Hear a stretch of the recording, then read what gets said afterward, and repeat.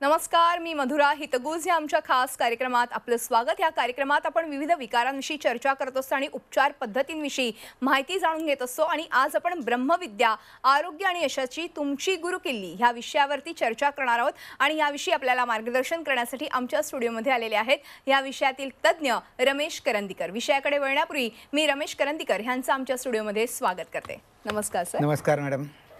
रमेश करंदीकर यांची थोडक्यात ओळख सांगायची झाल्यास रमेश करंदीकर हे ब्रह्मविद्या साधक संघाचे ट्रस्टी आणि शिक्षक आहेत आणि गेल्या 20 वर्षांपासून ते ब्रह्मविद्या शिकवत आहेत। तसंच त्यात ते प्रॅक्टिसही करतात। शारीरिक आणि मानसिक स्वास्थ्यासाठी ब्रह्मविद्या हे उत्तम शस्त्र आहे। करंदीकर सर हे योगातही पारंगत आहेत आणि ब्रह्मविद्येला आता जवळपास 25 वर्ष झालेली आहेत। आपण ह्या सगळ्या संदर्भात चर्चा करणार आहोत करंदीकर सरांशी, तेव्हा लगेच चर्चेला सुरुवात करूया। सर पुन्हा एकदा स्वागत आहे। खरं तर ब्रह्मविद्या ह्याला आता 25 वर्ष पूर्ण होत आहेत। या सगळ्याच्या निमित्ताने आज आपण चर्चा करणारच आहोत। मात्र आजचा आपला जो विषय आहे तो फार महत्त्वाचा विषय, कारण की आजच्या या धकाधकीच्या जीवनामध्ये आपण पाहतोय की खूप काही गोष्टी ह्या शारीरिक आणि मानसिक बाबींशी निगडीत असतात आणि त्याच अनुषंगाने आज आपण चर्चा करूया। सगळ्यात पहिला प्रश्न मला तुम्हाला हाच विचारायचा आहे, ब्रह्मविद्या, आरोग्य आणि यशाची तुमची गुरुकिल्ली असं का म्हटलंय? तुमची गुरुकिल्ली याचा अर्थच साधा सोपा आहे की आपण जीवन जगण्याचं काम जे आहे ते स्वतःचं स्वतः करत असतो। दुसरा कोणी आपल्यासाठी जगत नाही। आणि हे जगण्यासाठी आपल्यासाठी ज्या काही गोष्टी आवश्यक आहेत त्या तुमच्यात तुम्ही जगत असता, तुमच्यात तुम्हीच त्यातून मार्ग काढत असता। आणि माणूस शेवटी जगतो कशासाठी? तर त्याला आनंद हवा आहे, सुख पाहिजे, समृद्धी पाहिजे। आता हा अगदी साधा सोपा असा विचार आहे की आरोग्य पाहिजे, यश पाहिजे, सगळं पाहिजे, पण माणूस आनंदी कधी होतो? म्हणजे आनंद शोधतोय तो, बरोबर, पण आनंद मिळतोय का? तर आनंद मिळत नाही असं दुर्दैवाने आपल्याला दिसतं। आणि त्याचं कारण काय? त्याचं कारण आपण समजून घेण्याची गरज आहे की तुम्ही जो प्रश्न विचारता, आरोग्य आणि यशाची तुमची गुरुकिल्ली, बरोबर आहे? तर यश जर नसेल, जे काही करतोय ते यशस्वी व्हावा याचा अर्थ काहीतरी फार मोठं स्पेक्टॅक्युलर करा असं नाही, बरोबर आहे। पण जे काही आपण उद्दिष्ट ठेवून जगायचा प्रयत्न करतो आहोत ते त्यामध्ये आपण यशस्वी झालो आहोत का? आणि दुर्दैवाने याचं उत्तर हे आहे की आपल्याला म्हणावं तसं यश काही प्राप्त झालेलं नाही आणि त्यामुळे माणूस शोधतोय। बरोबर, अजून शोधच घेतोय, अजून शोध चालू आहे। म्हणजे जीवनाच्या सुरुवातीपासून शेवटपर्यंत त्याचा शोध चालू आहे। अगदी खरं आहे। हा प्रवास काही संपताना दिसत नाहीये। ब्रह्मविद्या यातून एक निश्चित मार्ग तुम्हाला देऊ इच्छिते। ओके, आता यशाचा विचार करताना आपल्याला हे बघितलं पाहिजे की यश कधी मिळतं? म्हणजे माझ्याकडे उद्दिष्ट आहे, मी मेहनत करतोय, यश मिळेलच असं नाही। तर यश मिळण्यासाठी तुमच्याकडे आरोग्य असलं पाहिजे, बरोबर आहे, स्वास्थ्य असलं पाहिजे, बरोबर आहे? आता स्वास्थ्य म्हटल्यानंतर आपल्याला वाटतं की फक्त शारीरिक स्वास्थ्याचा आपण विचार करावा, तर फक्त शारीरिक स्वास्थ्य असं नाहीये, बरोबर? तर आपण जगताना दोन गोष्टी आपल्याकडे आहेत जीवन जगण्यासाठी, एक शरीर आहे, दुसरं मन आहे, बरोबर आहे? बरोबर। तर या दोन्हाचंही स्वास्थ्य असणं खूप गरजेचं आहे, बरोबर? की फक्त शरीराचं स्वास्थ्य उपयोगाचं नाही, फक्त मनाचं स्वास्थ्य उपयोगाचं नाही। तर हे स्वास्थ्य आपल्याला कसं मिळेल हे ब्रह्मविद्येच्याच आपल्या साधनेतून आपल्याला प्राप्त करून घेता येतं। आता हे कसं प्राप्त होतं किंवा कसं शक्य आहे त्याची आपण थोडी चर्चा करूया, बरोबर? आता जगण्यासाठी जसं मी सांगितलं, आपल्याकडे शरीर आहे, आपल्याकडे मन आहे, हो, बरोबर आहे? आता शरीर आणि मन व्यवस्थित चालवण्यासाठी किंवा जीवनात आपण प्रवेश केला, जन्माला आलो तेव्हापासूनच्या आपल्यासाठी मूलभूत गोष्टी काय आहेत? तर पहिली गोष्ट आहे श्वास, बरोबर? मी जिवंत आहे म्हणजे मी जन्माला आलो याचं माप काय? तर माझा श्वास सुरू झाला। आणि हा श्वास कधीपर्यंत चालणार आहे? शेवटपर्यंत। शेवट म्हणजे ज्या दिवशी आपण जगतो आहोत तोपर्यंत श्वास चालू, अगदी। आता इतकी महत्वाची गोष्ट जी आहे तशीच आणखीन एक महत्वाची गोष्ट आहे की ज्याच्याशिवाय आपण दुसऱ्या म्हणजे जगण्याचा विचारच करू शकत नाही, ती म्हणजे विचार किंवा मन, बरोबर? बरोबर आहे? आता जर ह्याची क्वालिटी बिघडली, श्वासाची क्वालिटी बिघडली किंवा विचाराची क्वालिटी बिघडली किंवा स्तर बिघडला तर आपल्याला अनारोग्य होईल किंवा आपल्याला आजार प्राप्त होईल हे सांगायला काही ज्योतिषाची बोलवाय नाही, ज्योतिष बोलायची गरज नाही, आपल्याला निश्चितपणे माहिती आहे की हे असंच होणार आहे। मग या दोन गोष्टींवरती आपण किती लक्ष देतो? हो, या दोन गोष्टींवरती आपण लक्ष देत नाही. म्हणजे मी नेहमी हा प्रश्न विचारतो माझ्या साधकांना की अरे बाबा, तू जगतो आहेस, तू यासाठी श्वास सगळ्यात महत्वाचा आहे, तू श्वासाकडे किती वेळ बघितलंस रे आतापर्यंतच्या आयुष्यात? शांत बसून तुझ्या श्वासाकडे बघितलंस? असं झालं का? होत नाही. असं होत नाही. आणि त्यामुळेच टेकन फॉर ग्रँटेड की श्वास माझा परमेश्वराने दिलाय, शेवटपर्यंत चालणार आहे, मग त्याच्या स्तरामध्ये, त्याच्या क्वालिटीमध्ये काही फेरबदल होत असतील हे आम्हाला मान्यच नाही किंवा आम्ही बघितलंच नाही. बरोबर. आणि त्याच्यात बरोबर किंमत आपल्याला मोजावी लागत नाही, किंमत मोजावी लागत नाही, पण त्याचे एवढे गंभीर परिणाम आहेत. आता हे तुम्ही समजून घ्या की श्वास कशासाठी? तर श्वासामार्फत जगण्यासाठी बरोबर, पण पुढे त्याचं थोडं शास्त्र जर बघितलं तर रक्तशुद्धीकरणासाठी. बरोबर आहे. आता हे रक्तशुद्धीकरण जर झालंच नाही तर काय होईल? आता हे सांगताना मला एक तुम्हाला शास्त्रशुद्ध फॅक्ट सांगावासा वाटतोय की माणूस जेव्हा साधारणपणे 30 पर्यंत येतो तेव्हा तो त्याच्या फुफ्फुसाच्या क्षमतेच्या केवळ 10% क्षमता वापरतो. बरोबर. आता असं असल्यानंतर तुम्ही विचार करा की आज जे काही आपण ज्याला आरोग्य संपन्न जीवन म्हणतोय ते आहे हेच मोठं भाग्य आहे. खरंय. बरोबर आहे. तर आता हा श्वास सुधारला पाहिजे. कुठच्याही तुमच्या कॉलेजच्या म्हणजे शाळेपासून कुठच्याही करिक्युलम मध्ये श्वास कसा घ्यावा हे शिकवलं जातं का? नाही. ब्रह्मविद्येमध्ये श्वास कसा घ्यावा इथपासून शिकवलं जातं. क्या बात आहे. दुसरी महत्वाची गोष्ट श्वासाबद्दल आपल्याला सर्वसामान्य माणसाला ते माहीतच नाही ती अशी की श्वास म्हणजे प्राणवायू, कार्बन डायऑक्साईड एवढंच आपल्याला माहिती. बरोबर आहे. पण प्रत्येक श्वासाबरोबर आपण आपल्यामध्ये एक प्राणशक्ती नावाची सूक्ष्म शक्ती घेतो. वैश्विक शक्ती आहे आणि जीवन जगण्याचं काम ही वैश्विक शक्ती करते, दुसरं कोणी करत नाही. आणि अगदी साधा म्हणजे क्रूड विचार केला तरी माणूस मरतो तेव्हा आपण काय म्हणतो? प्राण गेला. तर हे तुम्ही नीट समजून घ्यायचं की या प्राणामुळे जगणं आहे. खरंय. बरोबर आहे. आता या प्राणाला धन आणि ऋण अशी दोन तत्व आहेत. धन आणि ऋण. आता शरीरामध्ये सुद्धा त्याचं संतुलन खूप प्रामाणिकपणे राखलं गेलेलं आहे. उजव्या बाजूला धन प्राणशक्ती काम करते, डाव्या बाजूला ऋण प्राणशक्ती काम करते आणि अचूक चालू आहे. पण श्वास बिघडला की हे संतुलन बिघडतं. हे संतुलन बिघडलं की आजारी येतात. अगदी. बरोबर आहे. तर ब्रह्मविद्या ह्याच्यावरती मार्ग सांगते. ब्रह्मविद्येचा दुसरा जो विचार आहे तो हा आहे की विचारांचं तुमचं निरीक्षण करा आणि विचारांचं नियोजन करा. बरोबर आहे. कारण विचार बिघडला. बरोबर आहे. आणि दुसरं आणखीन महत्वाचं की श्वास आणि विचार दोन्ही एकमेकांशी जोडलेले. एक बिघडला की दुसरा बिघडतो. बरोबर. एकमेकांवरती परिणाम होतात. एकमेकावरती परिणाम होतात. तुम्ही रागावलात बरोबर तर तुमचा श्वास बिघडतो का? अगदी साधं सोपं आहे. आता हे माणूस ऑब्झर्व करतो नेहमी, पण त्याचा काय परिणाम माझ्या जीवनावर होतोय हे काही त्याला समजत नाही. तर हे आपण समजून घेणं खूप गरजेचं आहे. बरोबर. आणि म्हणून आरोग्य यशाची तुमची गुरु केली, कारण तुमचा श्वास तुम्ही घेणार आहात, तुमचा विचार तुम्हीच करणार आहात. म्हणजेच आपलं जगणं जे आहे ते केवळ माझ्या श्वासावर आणि माझ्या विचारावर अवलंबून आहे. बरोबर. मात्र हे नेमकं कशा पद्धतीने नियोजन करायचे हेच खरं तर ब्रह्मविद्या गेल्या 25 वर्षांपासून शिकत आलेली आहे. आणि मला वाटतं की जर आपला श्वास व्यवस्थित आपण घेत राहू तर आपल्याला कुठल्याच प्रकारचे आजार होणार नाहीत. जसं आता हा कोरोनाचा आजार श्वासाशीच निगडीत आहे, तर तो देखील आपण दूर ठेवू शकतो, तो टाळू शकतो. मात्र सर, मला ह्या निमित्ताने प्रश्न विचारायचे. आज गेले 25 वर्षांपासून ब्रह्मविद्या ह्या क्षेत्रामध्ये पारंगत आहे. अनेक तुमचे जे शिक्षक आहेत, साधक आहेत, ते ह्यामध्ये काम करतात.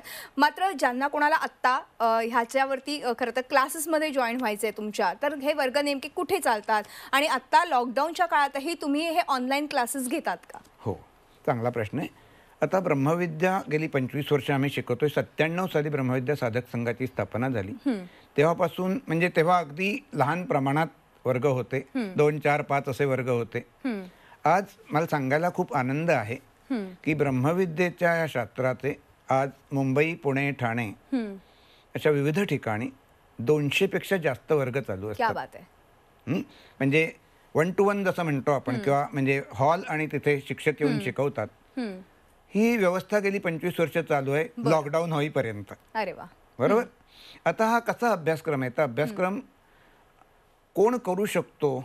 तर 10 वर्ष ते 95 वर्ष आता 95 वर्ष मी का म्हटलं की 92-93 वर्षाचे साधक आमचे आहेत. अरे वा. हो, जे आज हे नव्याने शिकतायत, त्यांच्या जीवनामध्ये रंग भरतायत. तर 10 वर्षापासून आता 10 ते 18 हा जो मुलांचा वयोगट आहे म्हणजे विद्यार्थ्यांचा, त्यांच्यासाठी वेगळा अभ्यासक्रम आहे. 7 आठवड्यांचा बालवर्ग. आणि त्यांना पण आता ह्या गरज आहे, या सगळ्या अतिशय गरज आहे. म्हणजे जितक्या लवकर आपण म्हणजे ब्रह्मविद्येचा बालवर्ग कसा आला तर मोठ्यांना होणारे फायदे बघून मोठेच सांगायला लागले की अरे आमच्या मुलांसाठी काहीतरी द्या. अरे वा. आणि म्हणून आमच्या गुरुजींनी या बालवर्गाचा अभ्यासक्रम 7 आठवडे ब्रह्मविद्येचा अभ्यासक्रम कुठचाही असू दे, त्याचं जे स्टँडर्ड गणित आहे ते असं आहे की आठवड्यातून 1 दिवस 1.5 तास. बरं बरं. आता बालवर्ग आहे तो 7 आठवड्यातला प्राथमिकचा वर्ग म्हणजे ज्यांना बिगिनर्स, बरोबर, प्राथमिक अभ्यास नवीन येणाऱ्यांसाठी 18 वर्षाचा वरचा कोणी माणूस हे करू शकतो. आम्ही मजेने असं म्हणतो की जो श्वास घेतोय तो ब्रह्मविद्या करायला एलिजिबल आहे. बरोबर बरोबर. तर हा श्वास घेणारा कोणी माणूस ही ब्रह्मविद्या शिकू शकतो, आचरणात आणू शकतो. तर 22 आठवड्यांचा प्राथमिक अभ्यासक्रम आहे. हा 22 आठवड्यांचा जो प्राथमिक अभ्यासक्रम आहे तो पण तसा ते आठवड्यातून 1 दिवस 1.5 तास. त्यानंतर प्रगत अभ्यासक्रम असतो, ज्यांना जास्त समजून घ्यायचंय, जाणून घ्यायचंय किंवा आणखीन प्रगती करायची, ऍडव्हान्स कोर्स आहे. त्यानंतर प्रदीपक अभ्यासक्रम असतो. हा शिक्षक होण्यासाठीचा अभ्यासक्रम. म्हणजे ज्यांना खरंच आता वाटतंय की आपण हे ज्ञान दिलं पाहिजे. आता प्रदीपक अभ्यासक्रम झाल्यानंतर सुद्धा काही लोकांनाच वाटतं की आपण शिक्षक होऊ शकतो, मग त्यांच्यासाठी वेगळा वर्कशॉप असतो. अशा तऱ्हेने म्हणजे ब्रह्मविद्येचा शिक्षक तुमच्या पुढे येताना त्याने कमीत कमी 5 वर्ष 6 वर्ष साधना केलेली आहे, ब्रह्मविद्या काय जाणून घेतलेले, स्वतःच्या जीवनात ते शास्त्र वापरलंय आणि मग तो तुमच्या पुढे येतो. बरोबर. कारण ब्रह्मविद्येला जरी हे योगशास्त्र म्हणत असलो तरी त्याला मी म्हणतो की जीवन जगायचं शास्त्र. कारण जीवन कसं जगावं या मूलभूत गोष्टी ब्रह्मविद्येत.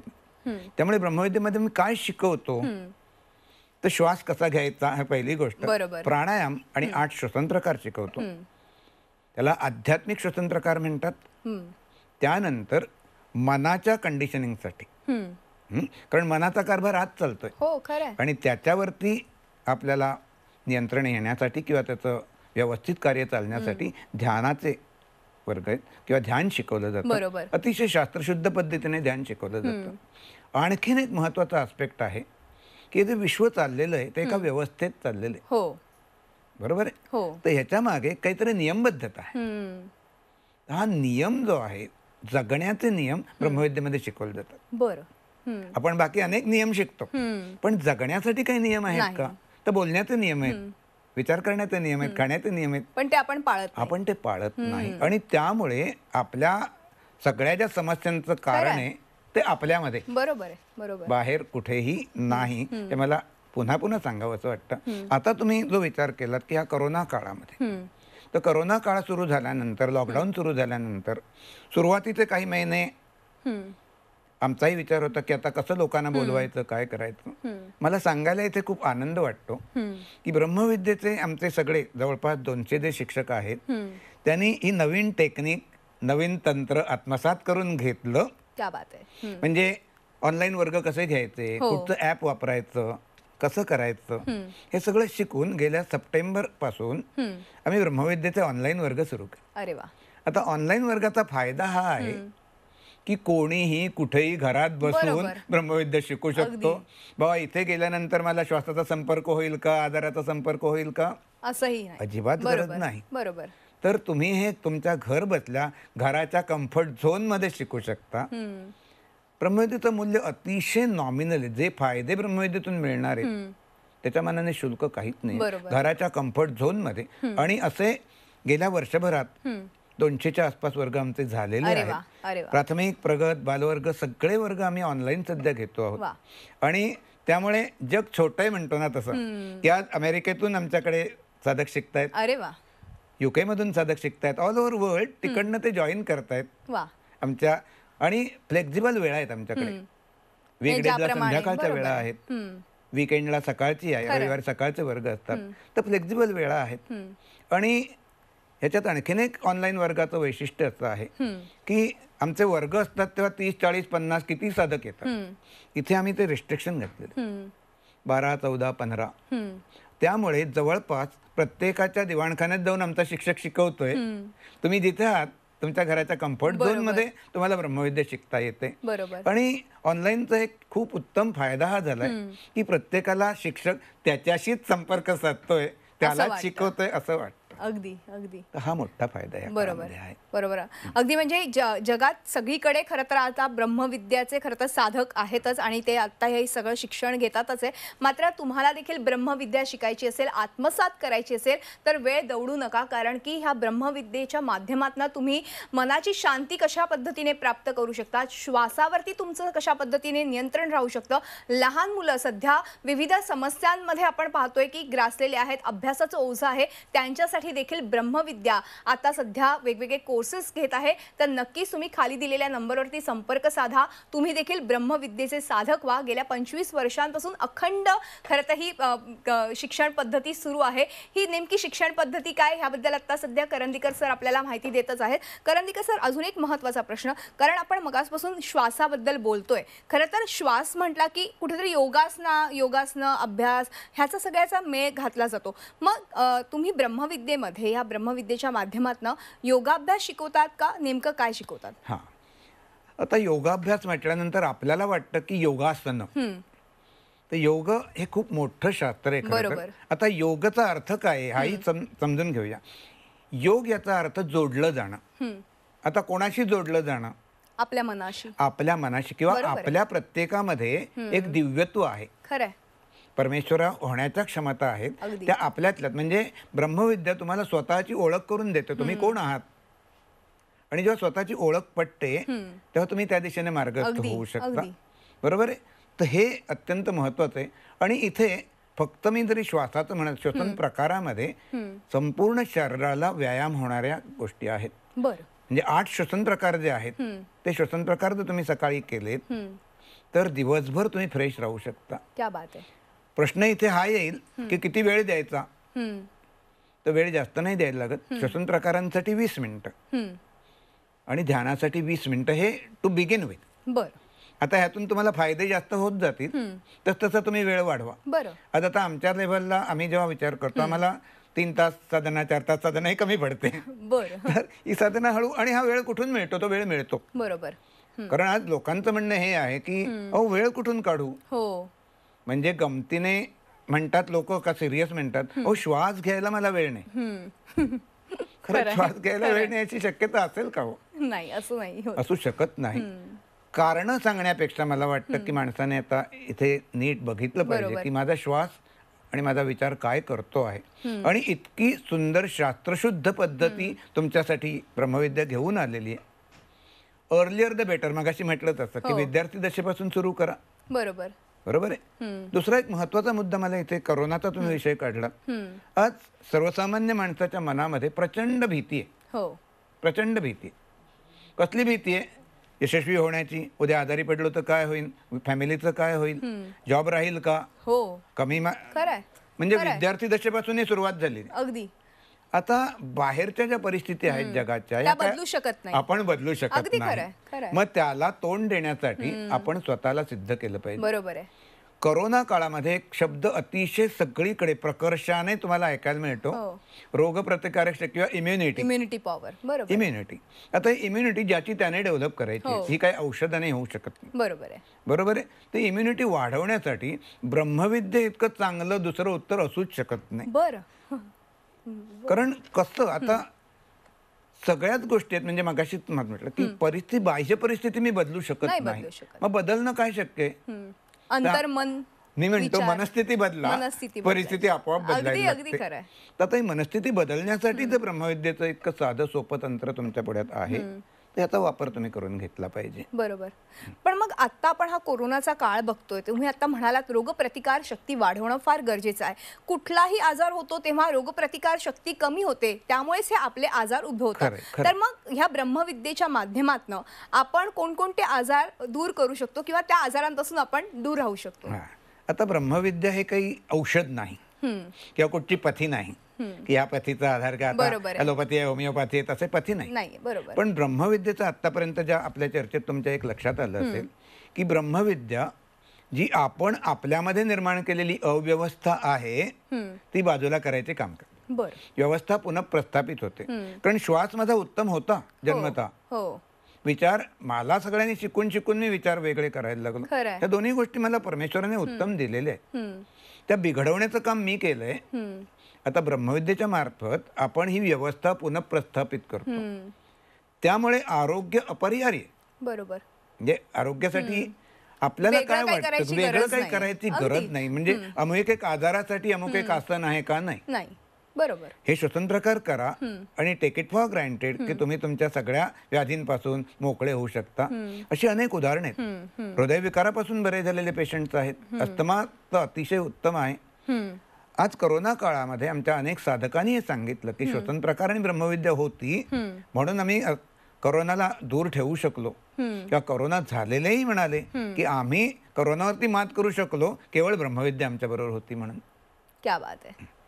बरोबर. आता सर आपण ब्रह्मविद्या ह्याबद्दल बोलतोय सगळं मगासपासून आणि कशा पद्धतीने हे वर्ग चालतात, काय नेमकं शिकवलं जातं, कशा पद्धतीने अभ्यासक्रम सुरू आहे, ह्या सगळ्याबद्दल आपण चर्चा करतोय. मात्र एक शेवटचा मला तुम्हाला प्रश्न हा विचारायचा आहे. आज 25 वर्ष म्हणजे रौप्य महोत्सवी वर्ष खरं तर सुरू आहे ब्रह्मविद्याचं.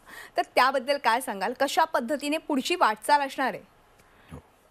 आता 25 वर्ष ह्या लहान टप्पा नाही खरं तर खूप मोठा टप्पा आहे. आणि जसं मी सांगितलं की 2-4 वर्गांपासून सुरू झालेला म्हणजे आमच्या गुरुजींनी बीज टाकलं दिवेकर सरांनी साधक संघाची स्थापना केली आणि आज हा वटवृक्ष झालेला आहे. जवळपास 200 शिक्षक आज शिकवत आहेत. अजून अनेक शिक्षक होण्यासाठी तयारी करतायत. बरोबर आहे. आता इथे मला काही महत्वाच्या गोष्टी सांगायच्या आहेत की ह्या 25 वर्षाच्या रौप्यमहोत्सवी वर्षात काय आहे.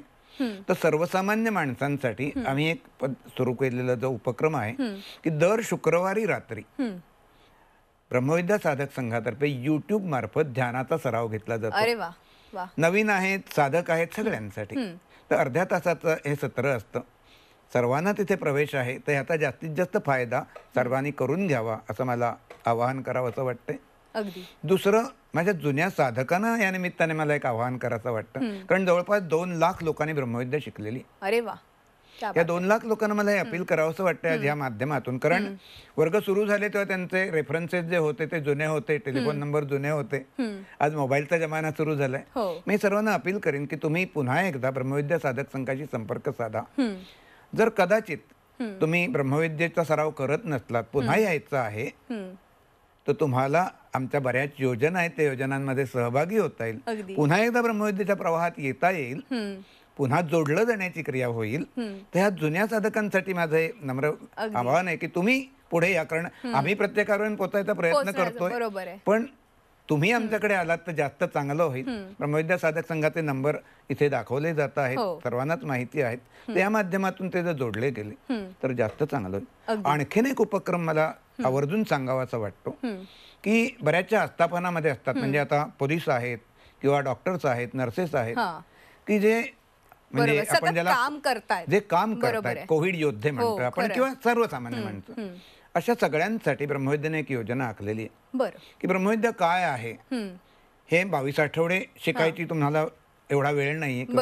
तर ब्रह्मविद्येचं 4 ध्यान सत्रांचा म्हणजे त्यांच्यासाठी देखील तुम्ही उपक्रम आणलेला आहे. हे विनामूल्य. बरोबर. म्हणजे खूप चांगलं कार्य आज ब्रह्मविद्याच्या माध्यमातून होत आहे आणि मला वाटतं की असंच कार्य फक्त त्यासाठी रजिस्ट्रेशन करणं गरजेचं आहे. तर तुम्ही संपर्क साधलात तर जे नवीन आहेत ज्यांच्यापर्यंत कॉर्पोरेट ऑफिस पासून सगळीकडे तर हे 4 ध्यान सत्र आठवड्यातून 1 दिवस हे आम्ही आयोजित केले. हे वेगवेगळे उपक्रम खरं तर आता हाती घेण्यात आलेले आहेत. सर वेळ संपल्यामुळे आज आपल्याला इथेच थांबावं लागतंय. मात्र तुम्ही आलात आणि खूप छान आणि मोलाचं मार्गदर्शन आमच्या प्रेक्षकांना केलं. त्याबद्दल मनपूर्वक आभार. धन्यवाद मॅडम. आणि यानंतर हितगुज ह्या आमच्या खास कार्यक्रमात आज आपण इथेच थांबतो. तुम्ही पाहत राहा आमचा खास कार्यक्रम हितगुज.